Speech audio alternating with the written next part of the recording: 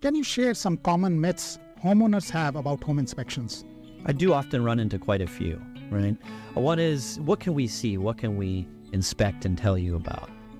We can't really give you all information, right? An inspection is a snapshot of a period of time. We're in the house and it's completely visual. It's what we can see. So if we have a wall cavity and there's things inside, electrical items, I can't see everything that's going on. So a lot of times there is this expectation that we know more than we know, right? So always keep in mind as a homeowner, it is only what we can see. So I can only describe what's there at the time of the inspection, right? Another common myth that I get a lot is, do we know when things could fail or break down? I can't answer that. Right. I have a life expectancy.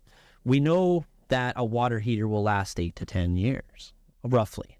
So when I do find a water heater, I can tell you, yes, your water heater's 6 years old. It's within its lifespan. You're good. Now, if it's a 12-year-old water heater, yes, budget for that. Get ready for a new water heater because it's probably going to fail at any time. So those are the types of myths that I often run into when it comes to home inspections. Check the full episode on our YouTube channel and on Apple Podcast.